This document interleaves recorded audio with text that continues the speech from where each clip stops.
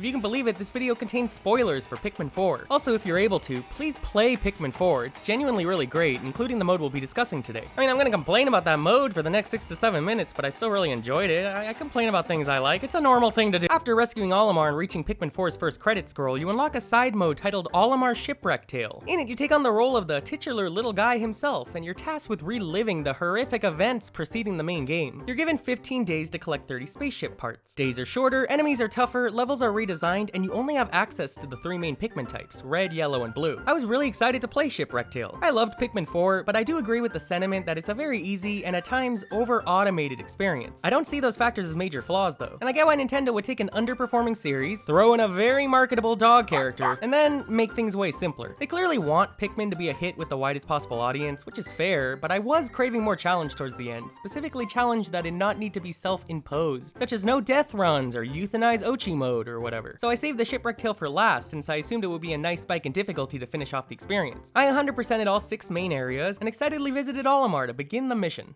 And at first, foreshadowing, I was happy to find that the mode was actually hard. You start day 1 with a measly 10 red Pikmin to your name, though several Flarlick and a yellow onion are in the vicinity, and then you're just thrown right in, which feels great. The mode functions as a mini retelling of Pikmin 1, I'm pretty sure, I still haven't played 1 or 2 yet, and things feel so much more frantic compared to Pikmin 4's main story. There's very little tutorializing and few interruptions, and the shorter days make a noticeable impact. I was having a blast! I ended the first day with only 2 ship parts, so I figured that as long as I could repeat that performance 14 more times, I would beat the whole mode with only minutes to spare. I was pumped and ready to take on the challenge.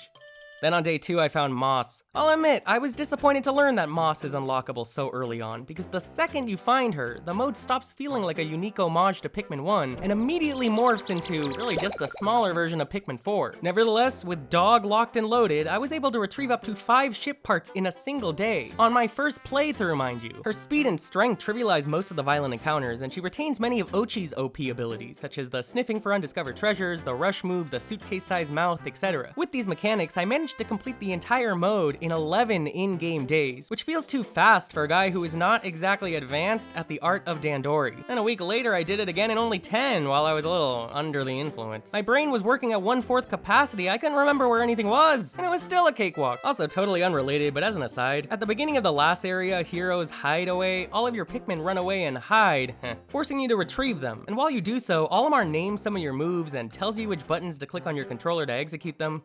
What's up with that? Why would they put tutorial stuff in the final section of a post-game side mode? But anyway, the difficulty. I already said that I don't mind Pikmin 4 being fairly easy. I actually quite like it. Nothing hits quite like entering the Pikmin zone and managing several tasks at once, which 4's breezy vibe really enables. Nevertheless, I genuinely did crave challenge in the Shipwreck Tale, and I just don't love what we ended up getting. And I think this could have been avoided if Moss was not there. Before continuing, I'd like to focus on something I mentioned earlier, that being the idea of self-imposed challenge. In a series like Pikmin, there are all sorts of random, unintended challenges you can throw at yourself. Maybe you elect to play with only 1 Pikmin type, or try and reach the credits within X amount of days, or see how fast you can win while driving to Walmart. You paid for the game, don't let those cops tell you how to enjoy it. Go on YouTube and you will find an infinite number of these creative runs. It's awesome that people play games this way, but I am not one of them. I like to play most single-player games once, and that means that it's difficult for me personally to force hard modes on myself, or conversely, to avoid built-in mechanics that make a game easier. You know, mechanics like the ability to turn back time whenever you lose even 1 Pikmin, because their death made you feel bad. So please understand that I understand that I can choose to play Pikmin 4 by making it more difficult for myself. With that in mind, after beating Shipwreck Tale for the second time, I realized that I could have simply not retrieved Moss and played through most of the mode without her. And though that is certainly an option, it doesn't really solve my problem. I mean, how would I even know that I could play without her during my first and possibly only playthrough? But more importantly, the mode was designed with Moss in mind. There are those unbreakable pots all over the place, with many of them just straight up blocking you from a ship part. She automatically gains new abilities as you play, and quite a few of the goodies you can select from after completing each day are pure dog buffs, with most of the other options just being like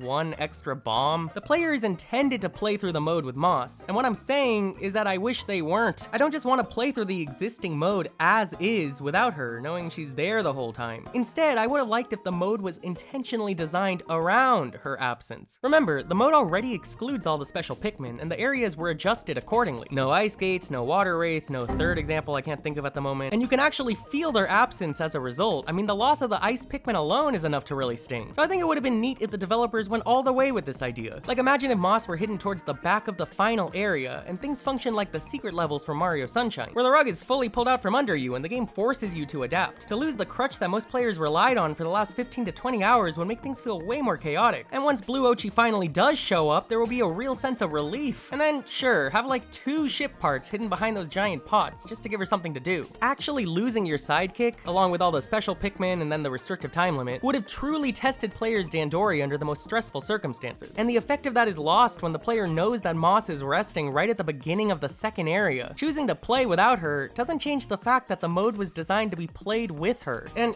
I just wanted a single intentional dogless challenge just one in the whole game. Damn it. Also, for a non-Moss related critique, while I don't mind the inclusion of the rewind feature, I do feel like it should have been nerfed a bit for this mode. Maybe only allowing you to rewind a certain number of times per run, or only letting you rewind to the beginning or halfway point of each day, but I don't mind that as much. My beef here is with that damn dog! Look, I can hear myself. Obviously, my real issue is that I hyped up the Shipwreck tale in my head by assuming that it was something that it isn't. I also know that Pikmin 1 isn't that hard either, according to Pikmin 1 fans, so maybe it was silly to expect a side mode that would kick my ass a little, when that's never really been an aspect of the series in the first place. And I don't know, I think I can still be disappointed. As I said at the very beginning, Olimar's Shipwreck tale is great regardless of any of this. I enjoyed it a lot, and much like Bowser's Fury, it feels silly to complain about substantial bonus content that Nintendo could have easily sold as DLC. But yeah, I think that with some tweaking, it could have been even more fun and distinct and memorable. I just hope that if the series continues down the doggy road, which I'm honestly more than fine with, I do like the dogs, the developers will be willing to occasionally ask their players to make do without their furry friends. That is fur, right?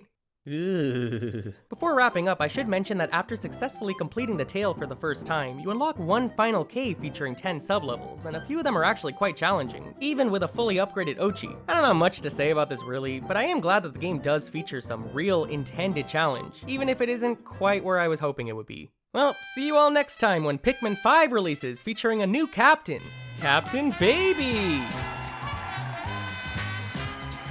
No Pikmin, no enemies, just an invincible baby in an empty garden.